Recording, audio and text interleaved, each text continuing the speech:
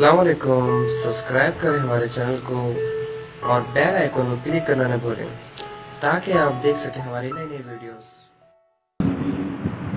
والصلاة والسلام على خاتم الأنبياء والمرسلين أما بعد فأعوذ بالله من الشيطان الرجيم بسم الله الرحمن الرحيم ونزعنا ما في صدورهم من غل إخوانا آمنت بالله صدق الله العظيم وبلغنا رسوله النبي الكريم الأمين إن الله وملائكته يصلون على النبي يا أيها الذين آمنوا صلوا عليه وسلموا تسليما اللهم صل على سيدنا ومولانا محمد وعلى آله وأصحابه وأزواجه وأولياء ملته أجمعين۔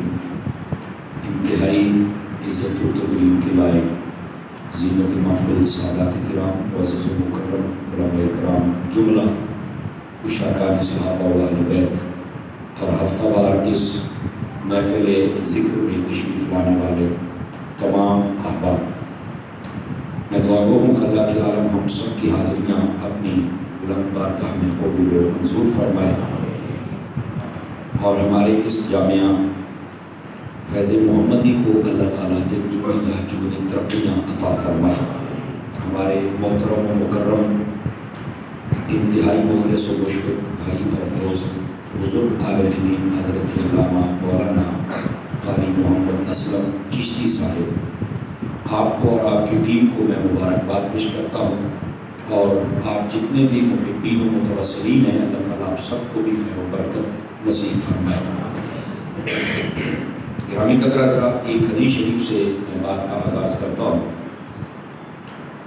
حضور صلی اللہ علیہ وآلہ وصحبہ وبارک وسلم آپ نے ارشاد فرمایا، بندہ جب تک میری ذات پر درود و سلام پڑھتا رہتا ہے برابر اتنی دیر تک اس پر اللہ کی رحمتیں برستی رہتی ہیں۔ فرمایا بندے کی مرضی ہے اب وہ درود و سلام زیادہ پڑھے یا تھوڑا پڑھے۔ مطلب اس میں بھی دعوت ہے کہ درود و سلام پڑھتے وقت جب رحمتیں ہی ملنی ہیں تو پھر ہم کمی کیوں کریں، ہمیں پڑھتے رہنا چاہیے۔ بلکہ یہ آج جو مجھے حکم فرمایا تھا علامہ صاحب قبلہ نے، وہ حضرت سیدنا ابو بکر صدیق رضی اللہ تعالی عنہ اور حضرت سیدنا علی المرتضیٰ شیر خدا رضی اللہ عنہ آپ کی شان اقدس کے حوالے سے، اور ساتھ میں حضرت خواجہ فرید نواز کا بھی ذکر ہوگا اور آیت کریمہ کی فضیلت بھی آپ کے سامنے میں عرض کروں گا۔ یہ حضرت صدیق اکبر رضی اللہ تعالی عنہ سے ایک روایت مروی ہے۔ آپ فرماتے ہیں اتنی جلدی پانی آگ کو نہیں بجھا سکتا جتنی جلدی درود و سلام بندے کے گناہوں کو مٹا دیتا۔ اب یہاں پر ایک لطف کی بات ہے، اسے سنیے گا۔ آپ پانی کو آگ کے اوپر ڈالیں نا، کوئلے جل رہے ہوں، آگ فوراً بجھ جائے گی لیکن وہاں سے نا کچھ دھواں نکلے گا بجھنے کے بعد بھی۔ اچھا، آپ ان کو ہاتھ پھر نہیں لگا سکتے کیونکہ ان میں ابھی حرارت اور گرمی ہوگی، اگرچہ آگ بجھ گئی ہے لیکن تاثیر اور کچھ نہ کچھ اثر باقی ہے۔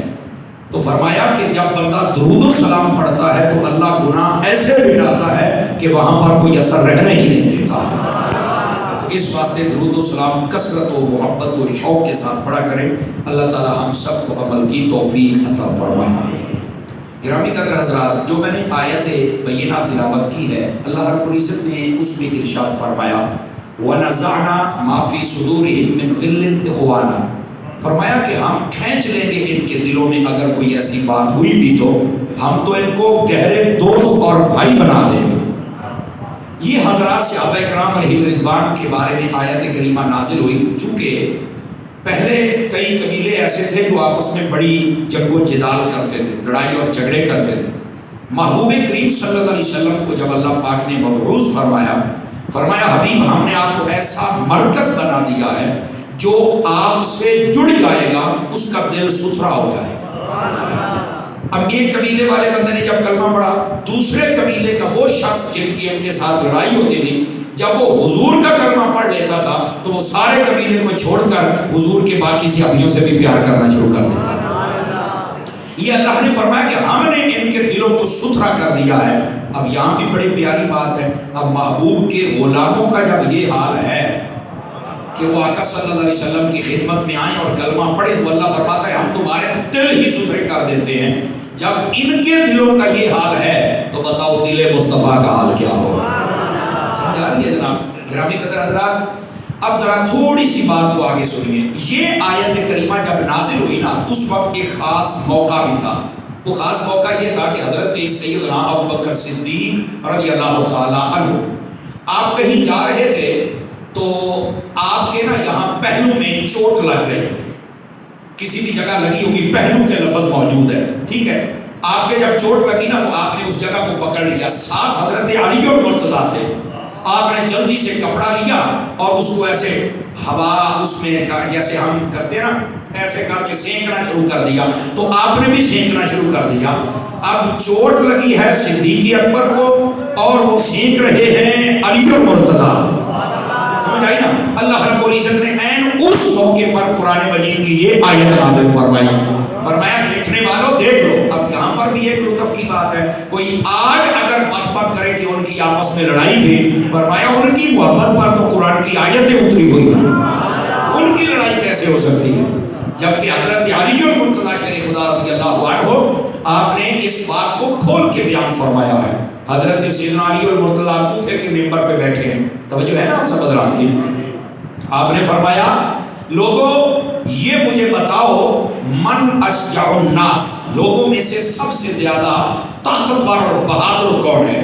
تو سارے بولے آپ بہادر ہیں۔ آپ نے فرمایا جو میرے مقابلے میں آیا ہے نا میں نے اس کے ساتھ جنگ کی، لڑائی کی اور اسے اس کا مزہ چکھایا ہے، وہ نسلوں تک یاد رکھے گا کہ علی کے سامنے تو آیا تھا۔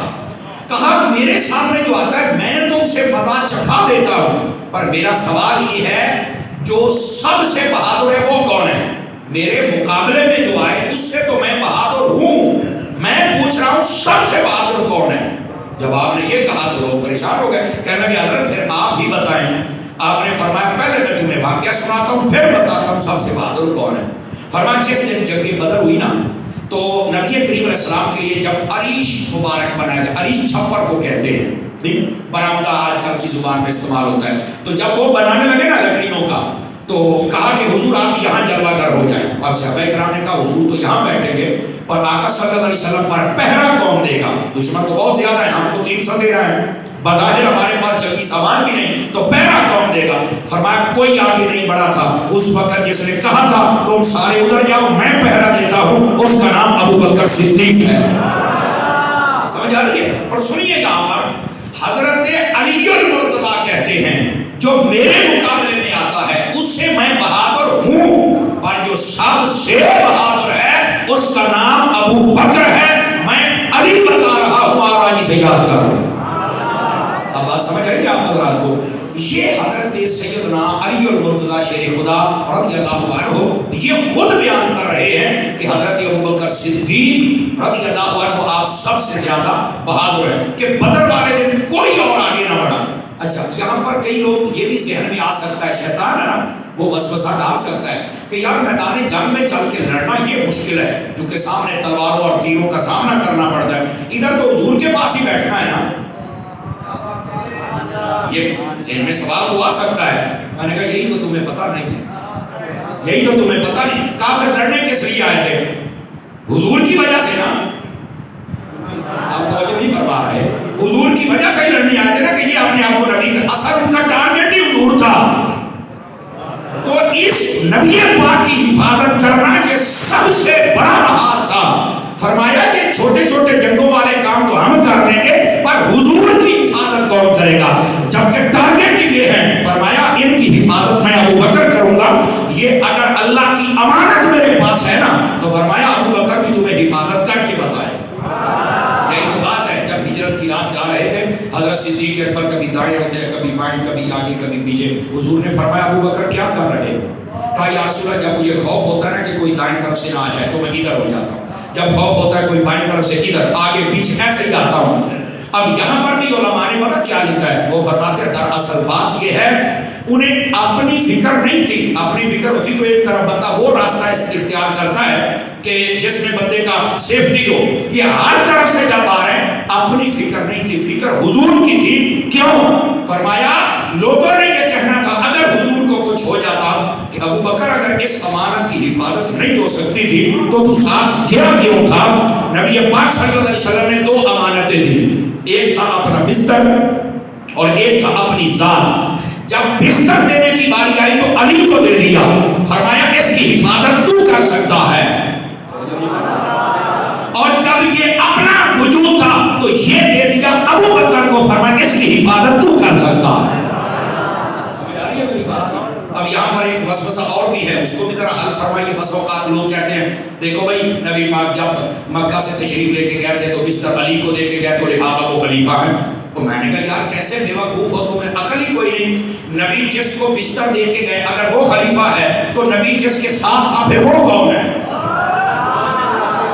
سنی بولے نا میں کیا کہہ رہا ہوں۔ اس بات کو تھوڑا سا سوچے نا، یہ کیسی ایک بھونڈی دلیل ہے کہ بستر دے کے گئے لہٰذا وہ خلیفہ ہے۔ میں نے کہا ابے عقل کے بندے، بستر جس کو دیا ہے یہ ایک فضیلت ہے، سمجھ آئی نا، یہ ایک فضیلت ہے اور بڑی کمال کی فضیلت ہے۔ لیکن سوال یہ پیدا ہوتا ہے جس کو بستر دیا اگر وہ خلیفہ ہے تو جو ساتھ ہے اس کو کیا نبی کہو گے؟ کیا کہو گے؟ اب چوپ نہیں ہمیں تو نہیں پتا۔ میں نے کہا پتا ہوتا تو سنی نہ بن جاتے۔ یہی تو مسئلہ ہے، نبی پاک صلی اللہ علیہ وسلم نے یہ اعزاز عطا کیے اور بتا دیا کہ یہ جو علی ہے نا یہ امانتوں کی حفاظت کرنا جانتا ہے، اس لیے میں اپنا گھر بار اس کے سپرد کر کے جا رہا ہوں۔ اور فرمایا کہ ابو بکر یہ تو اللہ کی امانت کی حفاظت کرنا جانتا ہے۔ اب بات سمجھ آئی آپ حضرات کو کوئی نہیں ہے؟ تو یہ پہلو ہوتے ہیں شان کے جن کو یوں سمجھنا چاہیے، بیچ میں سے چھوٹی سی چھلانگ ماری مسئلہ حل کیا اور بھاگ گئے، یہ کون سی بات ہے؟ مسئلہ تو سارا حل کرنا چاہیے نا۔ تو یہ ہے اصل حقائق۔ لیکن یہاں پر بھی بات توجہ طلب ہے، اگر آپ تھوڑا سا بیدار مغزی کا ثبوت دیں تو ایک بات سمجھا دوں آپ کو۔ نبی پاک نے ہجرت فرمائی تھی نا، بولیے ذرا، مکہ سے مدینہ ہجرت فرمائی تھی نا، تو آقا صلی اللہ علیہ وسلم اپنا بستر کیوں چھوڑ کے گئے تھے؟ تھوڑا سا سوچنے والی بات ہے، یہ آپ کو بڑی جلدی سمجھ آ جائے گی بات۔ میں اٹیک نہیں کرنا چاہتا، مسئلہ سمجھانا چاہتا ہوں۔ جی ہم دین کے لیے نکل رہے ہیں، میں نے کہا حضور دین کے لیے نکلے تو بستر چھوڑ کے جاتے ہو، تو یہ ساتھ لانے والے کون ہیں؟ جب آپ نے جانا ہے تو کچھ تو توکل کر لو نا یار۔ تو جب دین کے لیے نکلے تو بستر گھر چھوڑ کے جانا یہ حضور کی سنت ہے۔ اب پھر کمزوروں والی بات دکھا رہے ہیں آپ۔ تو یہ اصل حقائق ہوتے ہیں، جہاں جانا ہے وہاں پر اللہ پر توکل کرے، پتہ بھی چلے دین کا کام ہو رہا ہے۔ بہرحال اللہ ہمیں سمجھنے کی توفیق عطا کر دے۔ حضرت سیدنا علی المرتضیٰ شیر خدا رضی اللہ عنہ اور حضرت ابو بکر صدیق دونوں کو اللہ رب العزت نے جو جو شان عطا کی ان کو کھول کے بیان کرنا ضروری ہوتا ہے۔ یہ تھا پہلا موقع جب حضرت سیدنا علی پاک نے فرمایا کہ سب سے جو بہادر ہیں وہ حضرت ابو بکر صدیق تھے۔ اب دوسری بات سنیں، ایک مرتبہ حضرت علی المرتضیٰ ارشاد فرماتے ہیں میں چھوٹی عمر میں تھا، ابھی نبی پاک نے ابتدا فرمائی کلمہ پڑھانے کی لوگوں کو نا اعلان نبوت کے بعد، کافروں نے نا مکے کے مین چوک میں گھیر لیا نبی پاک صلی اللہ علیہ وسلم اور بڑی سخت تکالیف دینا شروع کر دی۔ آئے تو لوگ ہمارے ہاتھ چھوڑتے ہیں اور نعرے لگاتے ہیں، ذرا تصور کرو حضور نے کتنی تکلیفیں برداشت۔ آج یہ ہمارے پاس دین پہنچ گیا، میری جان اس دین کی قدر کیجیے۔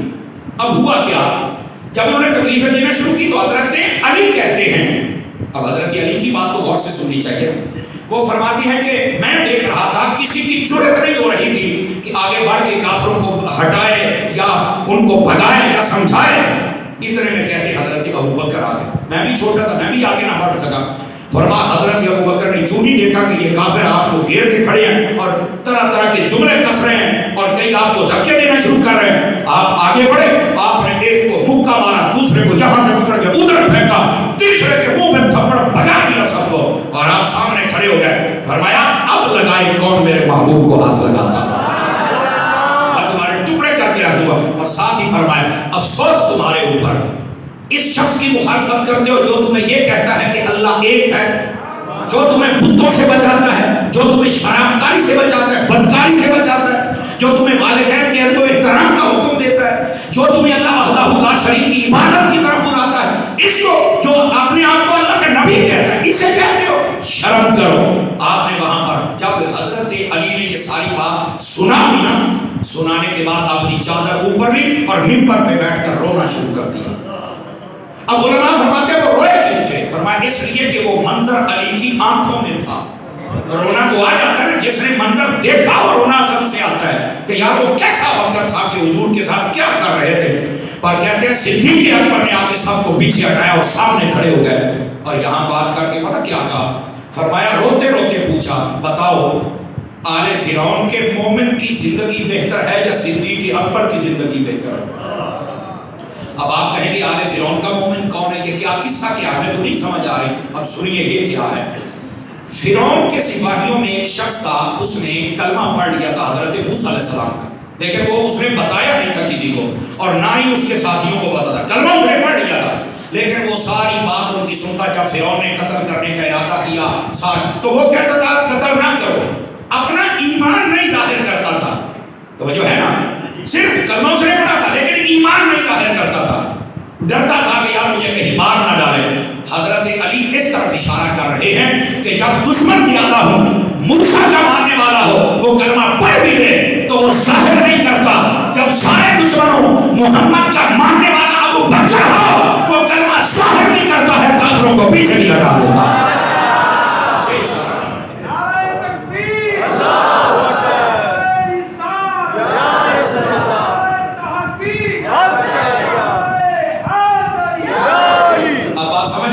कि ये आले फिरौन का मोमिन क्या मतलब है कि वो कलमा पढ़ता था लेकिन उसने छुपाया हुआ था, बताता नहीं था।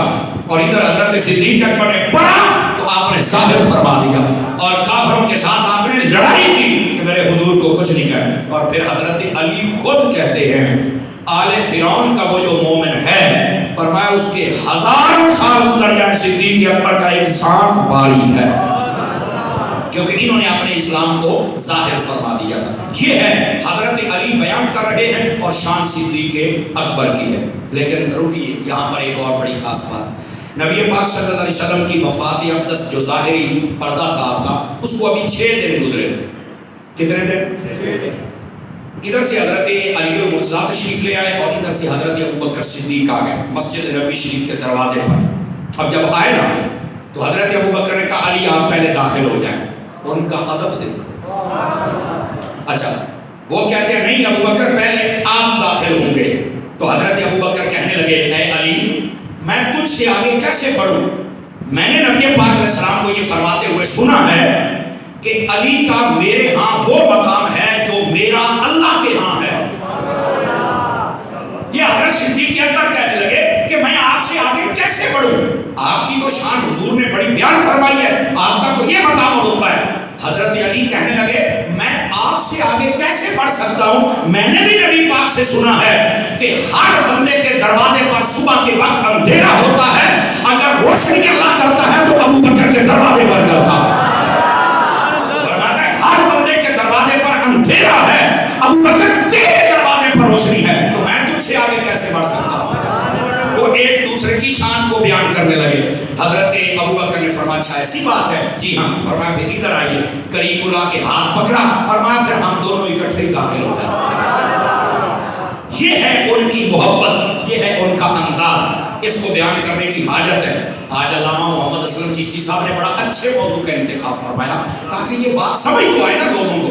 लोगों में बड़ी अजीब व गरीब नफरत वाली बातें फैलाई जाती हैं।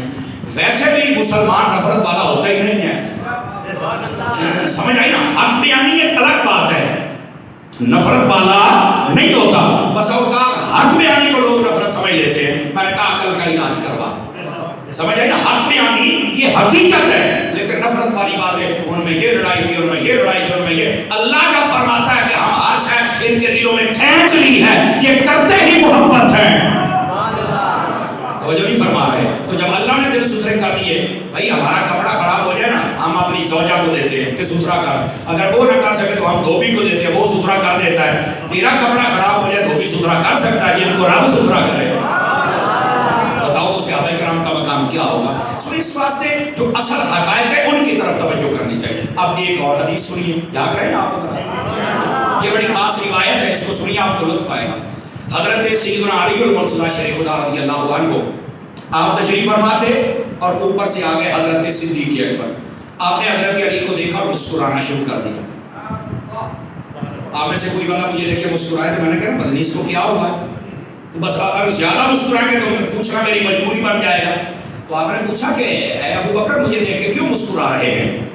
تو فرمایا کہ یار مجھے نا حضور کی ایک حدیث یاد آ گئی ہے۔ وہ کون سی؟ فرمایا نبی پاک نے فرمایا ہے کہ جنتی اس وقت تک جنت میں نہیں جا سکے گا جب تک علی اسے اجازت نہیں دے دیں گے۔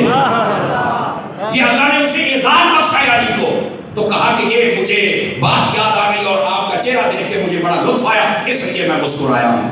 اب اتنی باتوں کے بعد ختم بھی ہو سکتی تھی، پر صدقے جاؤں حضرت علی المرتضیٰ کے۔ آپ نے فرمایا اے ابو بکر پھر اگلی بات سنو، تو میں نے آدھی سنی ہے آدھی اگلی میں نے سنی تھی۔ وہ کون سی؟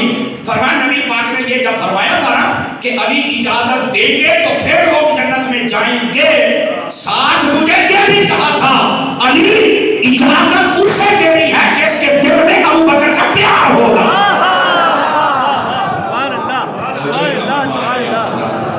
آپ جنت میں جانا ہے جناب، دونوں سے پیار کر لو تو چلے جاؤ۔ اب جب دونوں سے پیار نہیں ہوگا تو جنت کا شوق نکال دیجیے حضرت، اور اگر پیار ہے تو پھر آپ بھول جائیں اپنی خطاؤں کو، ان کی نگاہ پر اثر ڈالیں، وہ جب نگاہ ڈال دیں گے تو ہمارا کام ہی سارا ہوگا۔ میں آپ کو ایک بات کہوں، میرے استاد ایک بات کہا کرتے تھے، فیصل آباد فیضان مدینہ سے میں نے تعلیم حاصل کی ہے۔ میرے استاد گرامی فرمایا کرتے تھے بیٹے گناہگار رہ لینا پر غدار نہ ہونا۔ اب یہ دو جملے ہم نے پوچھا استاد جی اس کا مطلب کیا ہے؟ فرمایا گناہگار کے لیے معافی ہے، غدار کے لیے نہیں ہے، گستاخ کے لیے نہیں ہے۔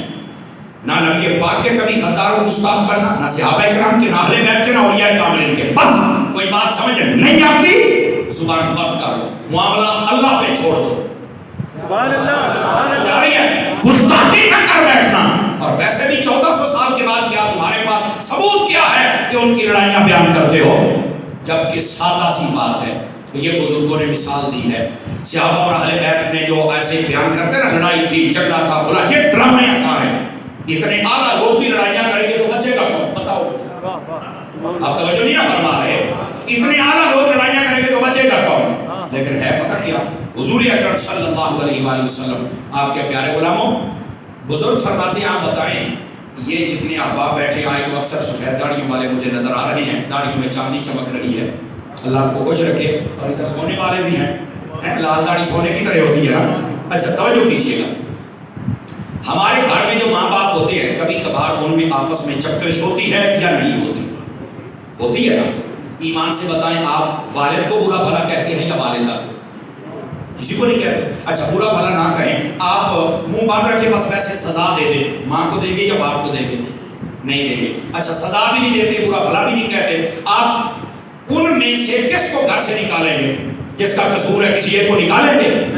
بولو کمال ہے نہ آپ بولتے ہو، نہ سزا دیتے ہو، نہ برا بھلا کہتے ہو، نہ گھر سے نکالتے ہو، حالانکہ تمہارے سامنے ہے اور تمہیں پتا ہے کہ وائلیشن کس کی طرف سے ہو رہی ہے۔ بس اوقات بندے کو پتا ہوتا ہے کہ یہاں پر سختی اماں جی کی طرف سے یا ابا جی کی طرف، کون ذہن میں اڑ گیا ہے پتا نہیں ہوتا ہے، پھر بھی خاموش سائلنٹ، بس سب کا ادب کریں گے۔ کیوں بھائی تیرے سامنے ہے سب کچھ؟ کہتا ہے حضرت سمر صاحب یہ میرے بزرگ ہیں، میں بزرگوں کی باتوں میں نہیں پڑتا۔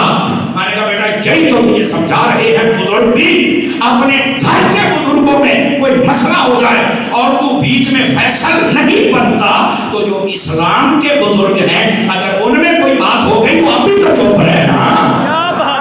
بزرگوں کی باتوں میں تو ہمیں پڑھنا چاہیے ہی نہیں۔ 1400 سال بعد کے بزرگوں تو باتوں میں نہیں پڑھتا، 1400 سال پہلے کے بزرگوں میں ٹانگ کیوں اڑاتا ہے؟ سبحان اللہ، سبحان اللہ۔ اگر یہ آپ کو ایک عقدہ سمجھ آ جائے تو انشاءاللہ یہ چھوٹے موٹے سوال تو ویسے ہی حل ہو جائیں گے۔ گرامی قدرت اصل یہ حقائق ہے، لیکن ان ہستیوں کا آپس کا پیار آپ سوچ بھی نہیں سکتے۔ ایک شخص آیا، اس نے کہا یا علی انت خیر الناس، اے علی آپ لوگوں میں سب سے بہتر ہیں۔ آپ نے پتا کیا جواب دیا؟ فرمایا لا۔ توجہ نہیں فرما رہے ہیں، آپ نے فرمایا لا۔ اس نے کہا کیوں؟ آپ نے فرمایا خیر الناس بعد رسول اللہ صلی اللہ علیہ وسلم ابو بکر. حضرت علی خود کہتے ہیں کہ اگر رسول کے بعد کوئی سب سے بہتر ہے تو اس کا نام ابو بکر ہے. سبحان اللہ. یہ حضرت علی خود بیان فرمایا.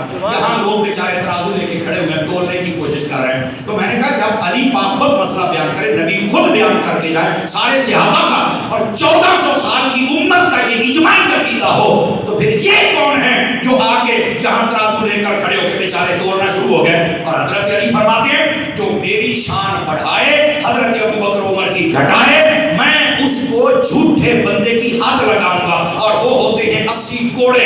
فرمایا میں 80 درے لگاؤں گا. میں نے کہا علی کی سزا سے بچ جاؤ, یہی نعرہ لگاؤ دمادم مسجد اندر ابو بکر دا. اللہ. لیکن لوگ بیچارے دکاندار, ان کی دکان چلتی نہیں ہے اس کے بغیر, جبکہ حضرت علی کہتے ہیں تجھے دکان کھول صحیح, درے مار کے تیری دکان بند کر. توجہ نہیں. حضرت علی اور مرتضیٰ یہ فرما رہے ہیں. تو ہمیں سمجھنا چاہیے حقائق کیا ہیں, عقائد کیا ہیں. ایک شخص آیا, وہ کہنے لگا ما بال المہاجرین والانصار قدموا ابا بکر. حضرت علی کو کہنے لگا کہ مہاجرین و انصار کو کیا ہے کہ میں دیکھ رہا ہوں کہ یہ حضرت ابو بکر کی شان کو بڑھا رہے ہیں. وَأَنْتَ أَوْفَى مِنْهُ, حالانکہ آپ زیادہ بہتر ہیں. توجہ میری طرف فرما رہے ہیں آپ حضرات, آپ زیادہ بہتر ہیں. حضرت علی کو کہنے لگا. حضرت علی اور مرتضیٰ شیخ خدا نے فرمایا تو کہاں سے آیا ہے؟ اس نے کہا جی میں فلاں علاقے سے. فرمایا اگر انت قرشیا, اگر تو قریشی ہوتا لحسبتک, تو میں تجھے پکڑ کر پہلے قید کرتا, اور اگر تو نہ مانتا لقتلتک, تو میں تجھے قتل بھی کر دیتا. تو یہ کہتا ہے کہ ابو بکر عمر کی شان کیوں بڑھا رہے ہیں اور مجھے دوسرے تیسرے چوتھے نمبر پہ کیوں لے کے آ رہے ہیں؟ تو یہ کہتا ہے تو کون ہوتا ہے؟ بات یہ ہے کہ ابو بکر کا پہلا نمبر ہے, دوسرے نمبر پہ عمر, تیسرے پہ عثمان, چوتھے پہ میں. اگر تو قریشی ہوتا تو میں تجھے سزا دیتا. پتہ چلا جب قریشی بگڑ جائے تو علی سزا بھی دیتے ہیں. سمجھ آ رہے نا؟ تو اور ساتھ آپ نے فرمایا وَيْحَكَ, اور فرمایا تیری ماں تجھے روئے. سمجھ آئی نا؟ آپ نے فرمایا تو یہاں کری اس لیے میں تجھے آج چھوڑ رہا ہوں. وَيْحَكَ, تیری ماں تجھے روئے. اور ساتھ ہی فرمایا آپ کو نہیں پتا حضرت ابو بکر 4 چیزوں سے مجھ سے فضیلت لے گئے.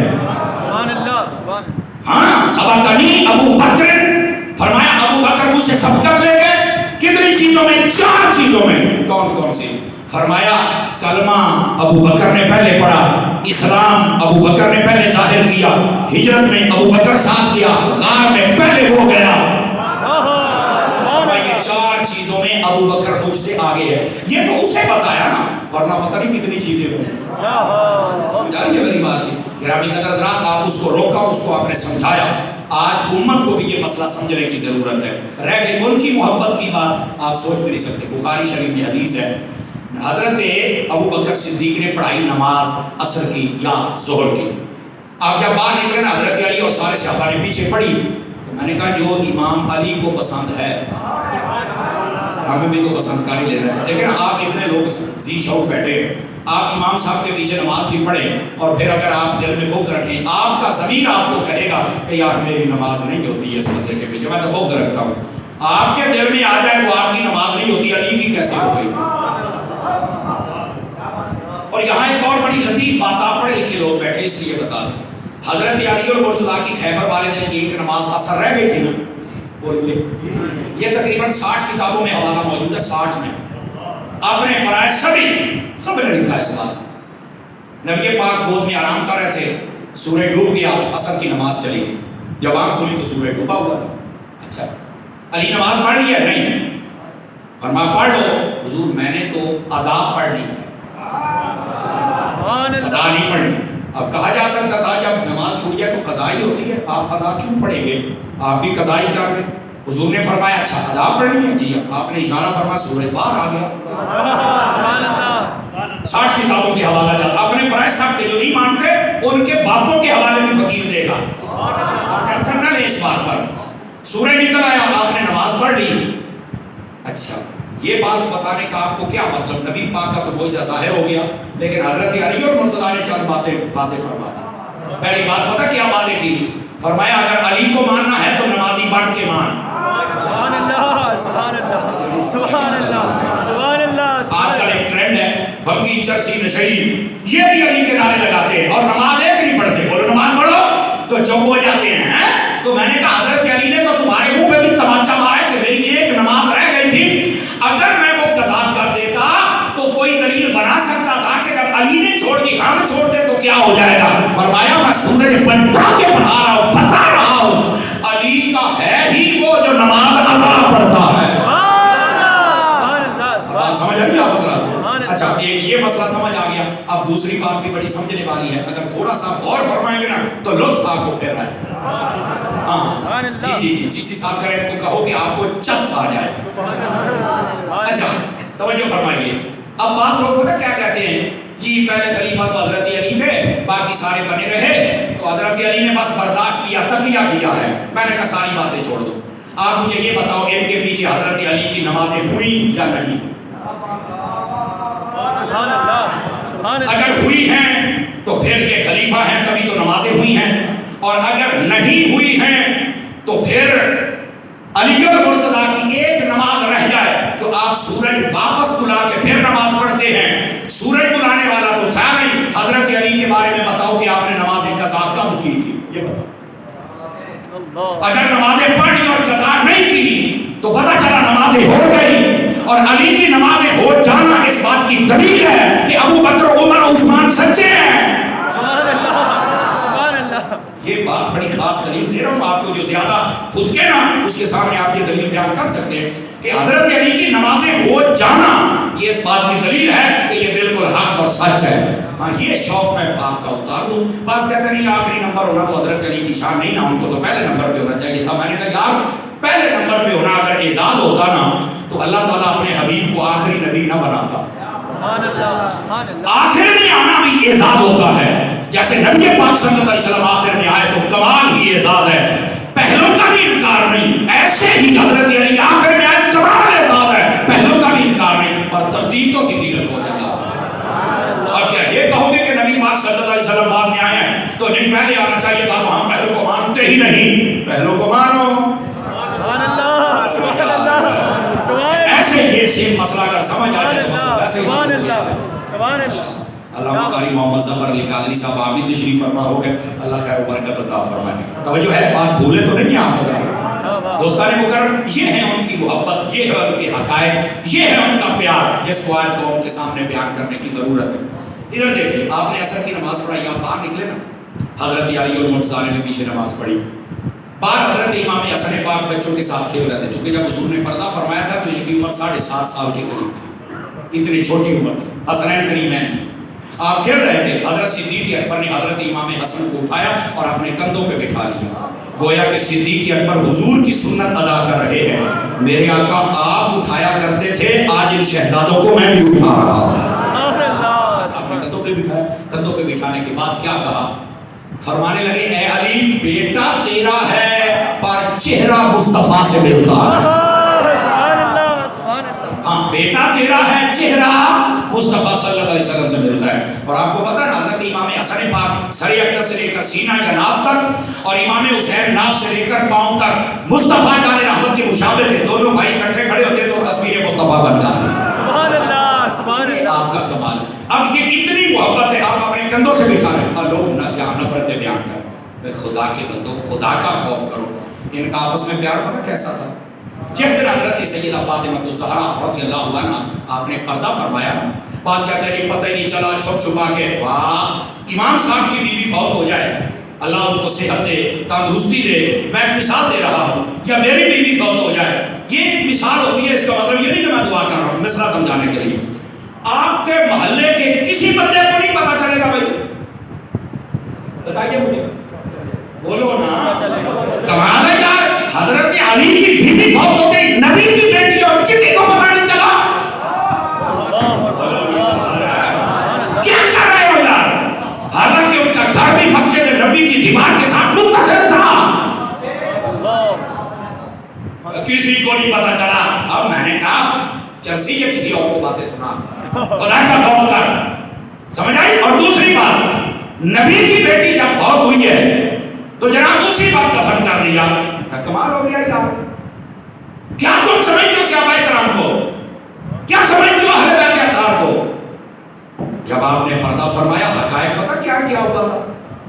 حقائق یہ ہیں حضرت سیدنا صدیق اکبر اسی وقت حاضر ہو گئے، سبحان اللہ، سارے معاملات دیکھ بھال کی۔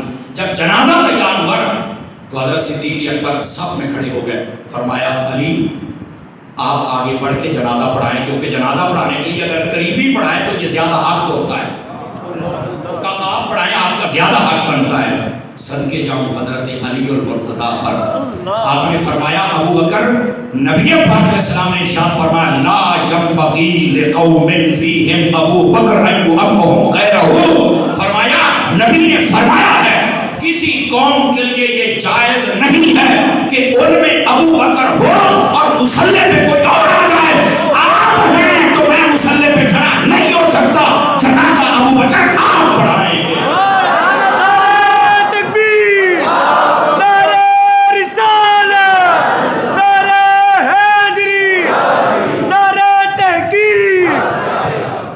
سمجھ آ رہی ہے کوئی نہیں آ رہی؟ یہ ہے ان کی محبت اور حق۔ وہ کہتے ہیں حضور نے جب فرما دیا ہے کہ جناب مصلی پر ابو بکر کے ہوتے ہوئے کھڑا نہیں ہو سکتا تو علی کیسے کھڑا ہو سکتا ہے؟ فرمایا آپ ہی امامت کروائیں گے، اور حضرت سیدنا ابو بکر صدیق نے ہی جنازہ پڑھایا۔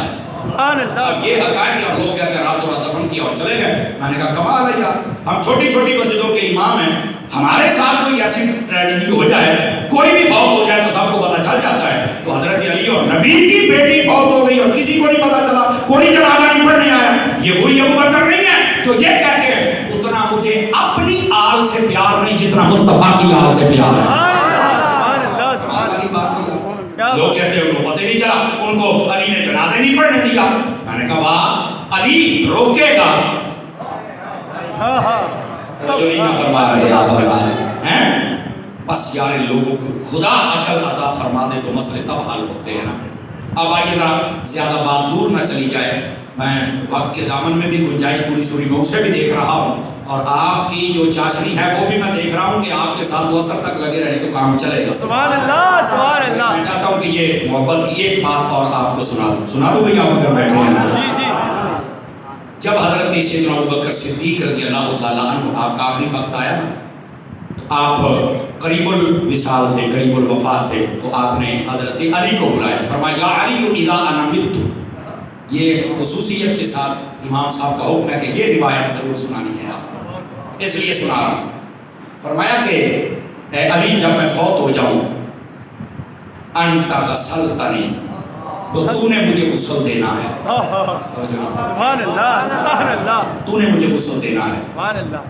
بالید التی غسلت رسول اللہ صلی اللہ علیہ وسلم، ان ہاتھوں کے ساتھ جن ہاتھوں سے تم نے مصطفیٰ کو غسل دیا تھا۔ اس کا مطلب ہے برکت حاصل کرنے والا عقیدہ یہ تو ابو بکر کا بھی تھا۔ ابھی تو کہہ رہے ہیں کہ ان ہاتھوں کو وہ برکت حاصل ہے، مجھے بھی مل جائے گی۔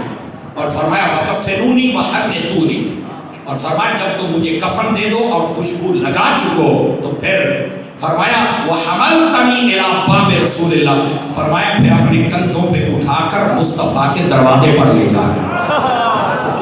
آپ خود پہلے ساری بات بتا رہے ہیں، حضرت صدیق اکبر علی بات کو بتا رہے ہیں۔ اچھا حضرت علی المرتضیٰ آپ فرمانے لگے پھر جب میں وہاں پر پہنچ جاؤں نا، میرا جنازہ پہنچ چکے، فرمایا دروازے پر باہر رکھ کر تم نے یہ کہنا ہے یا رسول اللہ صلی اللہ علیہ وسلم ھذا ابو بکر یستأذن، یہ ابو بکر ہے جو اجازت مانگ رہا ہے۔ فرمایا اگر اجازت مل جائے تو مجھے وہاں دفن کر دینا، نہیں تو جہاں جی چاہے دفن کر دینا۔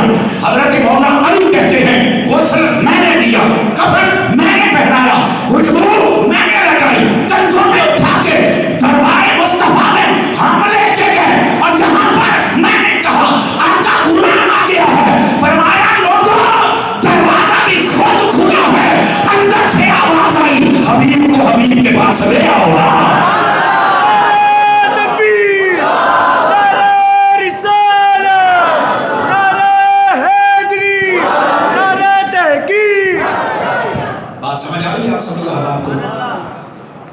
اب دیکھو نا، جس ابو بکر کو اپنے کندھوں پہ اٹھا کے علی پھرے، سبحان اللہ، سبحان اللہ، اسے ہم ابو بکر نہ کہیں تو کیا کہیں بتاؤ؟ سبحان اللہ۔ تاکہ بتائیں لوگ یہ کیوں نہیں باتیں بتاتے، اگر یہ باتیں بتائیں تو سارا مسئلہ ہی حل ہو جائے۔ لیکن یہاں پر ایک بات فائدے سے، یہ ان کے فضائل مناقب یہ ایسے ہیں تاکہ دل سے جو بھی سوالات ہیں وہ حل ہو جائے۔ ایک بات بڑی خاص ہے، آپ نے جب پردہ فرمایا نا تو چند لمحات پہلے پتہ کیا کہا؟ سبھی احباب غور سے سنیں، فرماتے ہیں مجھے نئے کپڑے میں کفن نہ دینا۔ حضرت ابوبکر صدیق فرمایا، پوچھا کیوں؟ فرمایا میرے پیبند والی چادروں میں مجھے کفن دے دینا۔ میں نے کہا حضور وجہ؟ فرمایا نیا کپڑا پہننے کا زیادہ زندہ حقدار ہوتا ہے۔ میں یہاں پر ایک بات بڑی فکری کہنا چاہوں گا، اپنے نا بہن بھائی عزیز و اقارب گلی محلے میں دیکھا کریں، کوئی غریب، کوئی بیوہ، کوئی یتیم، کوئی بالکل جو مسکین غریب ہوں ان کو دیکھا کریں یار۔ ہمارے یہاں ایک رواج ہے، جب کوئی فوت ہو جائے نا تو بسا اوقات بھاگ کے آ جاتے ہیں امیر زادے، وہ جی کفن میں دوں گا۔ میں نے کہا بیٹے یہ مرنے کے بعد نیا کپڑا ان کو پہنا رہا ہے، جب زندہ تھا تب تو عید والے دن بھی یہ نہیں لے سکتے تھے، تب تم نے کیوں نہیں لے کے دیا؟ تھوڑی سی فکری بات ہے، ان کی زندگی سے ہمیں کچھ سبق حاصل کرنا چاہیے یار۔ یہ میں نے پچھلی مرتبہ بھی جب میں حاضر ہوا تھا تو میں نے کہا تھا کرونا کی وجہ سے کئی لوگ بڑے پریشان ہوئے، آپ نا اپنے گلی محلے میں غریبوں کو دیکھا کریں، جس کو اللہ نے مال و دولت دیا ہے نا بھائی ان کے دروازے بند نہ کر، اللہ تیرے دروازے بند نہیں ہونے دے گا، ٹھیک ہے؟ اپنے بھائیوں بہنوں کو دیکھیے اور ان کو گرمیاں آ جائیں تو اس لیول کا بے شک ایک سوٹ لے کے دے دینا۔ مرنے کے بعد تو تن چھپانے کے لیے کپڑے دیتے ہو یار، جب زندہ تھا اسے ضرورت تھی اس وقت کیوں نہیں دی؟ اب تو یہ تو سکورنگ پوائنٹ، یہ وہ ہے جناب میں آ گیا ہوں، میں نے کفن دے دیا، میں نے خوشبو، میں نے چار پائے، اور ساتھ میں کہیں یہ بھی آفر کروا دیتے ہیں کوئی نہیں سوئم کا جب ختم ہوگا نا ایسال ثواب کی محفل ہوگی تو سارا لنگر بھی میں دے دوں گا۔ میں نے کہا یار یہ 8 دن بھوکا رہتا تھا بیچارہ، اس کے بعد دوائی کے پیسے نہیں ہوتے تھے، تب تو تمہیں توفیق نہیں ملی تھی، آج مرنے کے بعد وہ یار وہ کھاتا تو فائدہ ہوتا، اب تو تم کھاؤ گے۔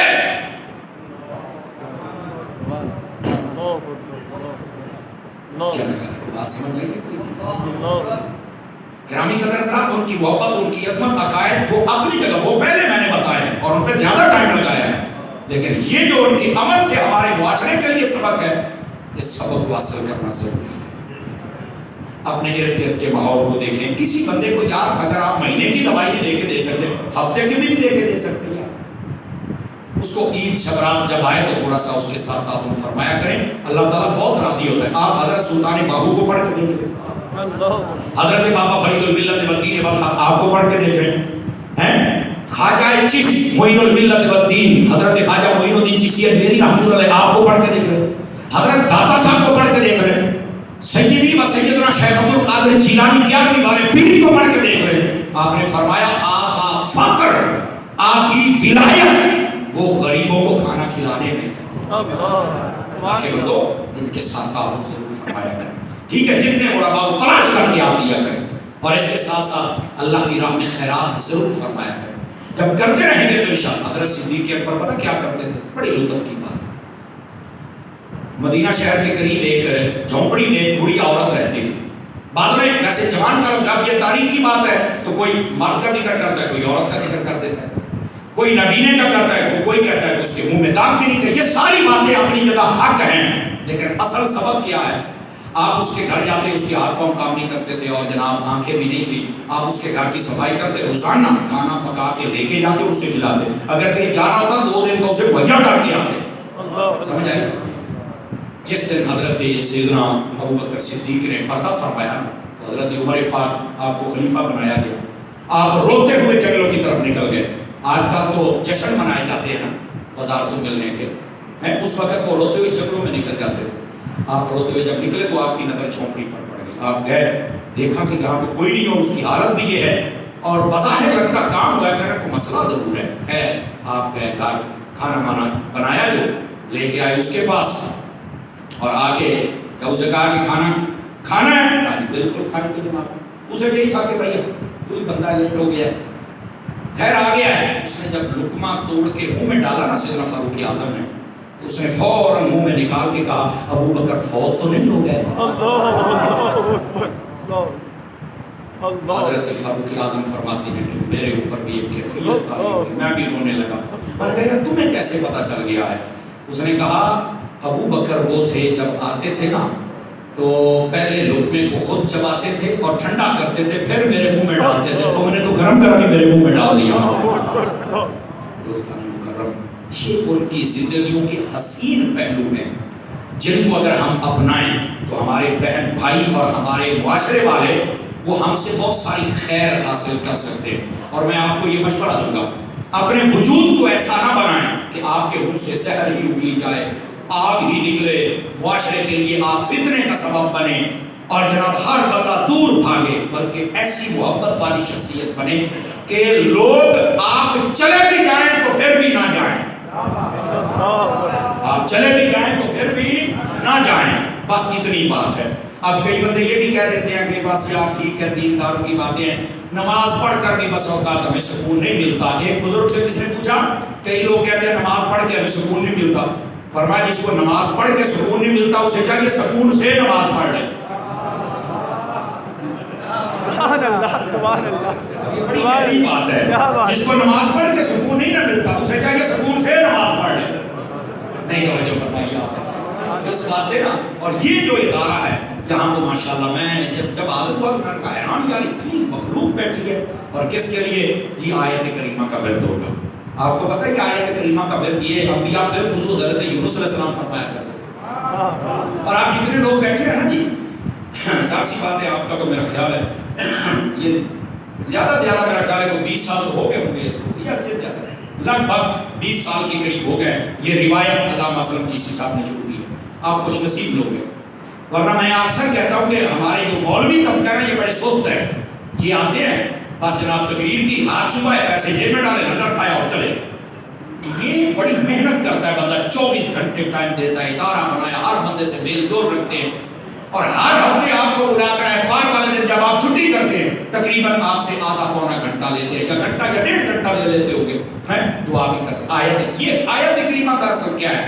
یہ مشکلات کو دفع کرنے کے لیے اللہ کی رحمت کا سہارا ہے۔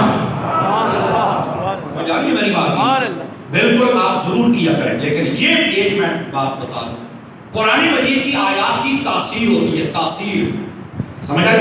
قرآن مجید کی آیات میں سے بعض صوفیاء کہتے ہیں جس کی تاثیر سب سے زیادہ تیز ہے، گرم ہے، وہ یہ آیت کریمہ۔ تو اس کو جب بھی پڑھا کریں نا، یہ میری نصیحت ہے آپ کو، اس کے اول بھی درود پڑھنا ہے، آخر بھی پڑھنا، تاکہ اس کی تاثیر قابو میں رہے۔ اگر آپ نے ویسے ہی اس کو پڑھنا شروع کر دیا تو یہ اس کی تاثیر پھر آپ سے قابو نہیں ہوگی، یہ میں آپ کو پہلے بتا رہا ہوں۔ تو بالکل آپ نے اس کی تاثیر کو قابو کرنے کے لیے اول بھی درود پڑھنا ہے اور آخر میں بھی درود پڑھنا ہے۔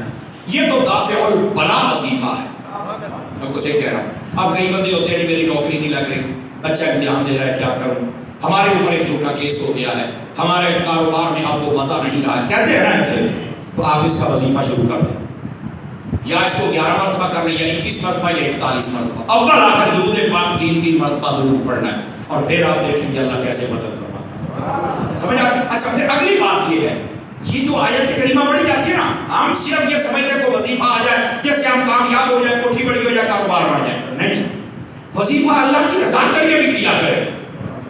اب اللہ کی رضا کے لیے کیا ہمیں حاصل ہوگا؟ حضرت یونس علیہ السلام، آپ نے جب یہ وظیفہ کیا تھا نا، تو آپ ایک تو پانی کے اندھیرے میں تھے، دوسرا مچھلی کے اندھیرے میں تھے، پھر اس کے پیٹ میں تھے، پھر سمندر کی تہہ میں تھے۔ جب پڑھا اللہ نے سارے پردے ہٹا دیے اور روشنی عطا فرما دی، کہا کہ جب تم یہ وظیفہ کرتے رہو گے دنیا میں بھی کوئی اندھیرا آپ کو تنگ نہیں کر سکے گا، جب قبر میں جائیں گے تو اللہ وہاں بھی اس کا صدقہ روشنی عطا فرما۔ ضرور اس پر آپ عمل کریں، اس کی برکات بہت زیادہ ہے۔ میرا خیال ہے برکات دیکھی ہیں تو تبھی اتنے احباب آپ جمع ہوتے ہیں۔ آپ ان باتوں پر ضرور عمل فرمایا کریں۔ میں آخری بات خواجہ چشتی سنا کے پھر آپ سے اجازت چاہوں گا۔ گرامی قدر حضرات، حضرت خواجہ معین الدین چشتی میری رحمت اللہ تعالیٰ علیہ، آپ فرماتے ہیں لوگوں نماز ضرور پڑھا کرو۔ یہ चिश्ती बाबा का पैगाम है और इसको जरा सुनिएगा। आप फरमाते हैं झूठा है वो फकीर और दुर्वेश जो नमाज नहीं पढ़ता है। क्यों? फरमाया ये नमाज ही तो है वाहिद जरिया जो अल्लाह के करीब कर देता है। और आपको पता है हजरत ख्वाजा मोइनुद्दीन चिश्ती अंदेरी रहमतुल्लाह तआला अलैह आप नमाज की कैसी पाबंदी करते थे। सफर में भी होते थे तो अपने सफर रोक देते थे, दुश्मन सामने खड़ा होता था। क्योंकि जब आप यहाँ अजमेर में आए थे तो बड़े बड़े दुश्मन थे, आप कहते थे इनको खड़े होने तो हमने नमाज पढ़नी है। समझ आ रही ना, आप पहले नमाज पढ़। और ये चिश्तिया जो है ना, अगर सही तरीके से बंदा बयान करे तो जितने ये नमाज के पाबंद है आप सोच भी नहीं सकते हो। हजरत बाबा फरीदुद्दीन रहमतुल्लाह अलैह जब आपका आखिरी वक्त आया था तो आपने ईशा की नमाज पढ़ी, आपके ऊपर एक जज्ब की कैफियत तारी हो गई। नमाज के बीच में सजदे में लोगों ने उठा के एक जगह लिटा लिया। जब होश आई तो फरमाया मैंने नमाज पढ़ ली है। कहते जी हाँ आप पढ़ ली है। आपने फरमाया नहीं यार मुझे नहीं पता, मैं दोबारा पढ़ता हूँ। दोबारा फिर ईशा की नमाज शुरू कर, फिर सजदे में गए तो आप बेहोश हो गए। फिर आपको जब होश आया था मैंने नमाज पढ़ ली है, कहने लगे जी पढ़ ली है। कह नहीं मुझे नहीं पता, मैं दोबारा पढ़ता हूँ। तीसरी मरतबा फिर नियत की, सजदे में गए, फिर बारगाह रब में चले। ये था आपका अंदाज़े मुबारक। समझ आ रही है मेरी बात की? इस वास्ते ख्वाजा मोइनुद्दीन चिश्ती अंदेरी रहमतुल्लाह तआला अलैह आप इसी बात को इरशाद फरमाते, लेकिन साथ में एक बात बड़ी प्यारी थी। फरमा लोगों अपनी अखलाकियात को सुभान अल्लाह। हुजूर अकरम अलैहिस्सलाम की हदीस को कोट करते हैं, फरमाते हैं आपको पता है बंदा रात जागने वाले से भी बढ़ सकता है, दिन को रोजा रखने वालों से भी बढ़ सकता है। तवज्जो नहीं फरमाते। ये हदीस शरीफ है तफसीर बदरी के अंदर, ये सूरतुल कलम की तफसीर व इन्नका लअला खुलुकिन अज़ीम के अंदर भी ये मौजूद है। ये जो हदीस सुना रहा हूं, बंदा रोजे रखने वालों से भी बढ़ जाता है और रात भर जागने वालों से, खैरात करने वालों से, हाजियों से बढ़ जाता है। कहा वो कैसे? फरमाया बस वो अखलाक अपना ले, अल्लाह हर चीज से ज्यादा सवाब अता फरमा देगा। तो ये बुजुर्गों में अखलाकियात का बड़ा खास पहलू होता था। अल्लाह ताला हम सबको अमल की तौफीक अता फरमाए, इस इदारे को दिन दुगनी रात चौगुनी तरक्कियां अता फरमाए और हम सबको अल्लाह रब्बुल इज्जत बार बार हज बैतुल्लाह की सआदत नसीब। तेरा भला हो जी, दुरूद पाक पढ़ लीजिए। कह रहे हैं कोई नात शरीफ भी सुना दे।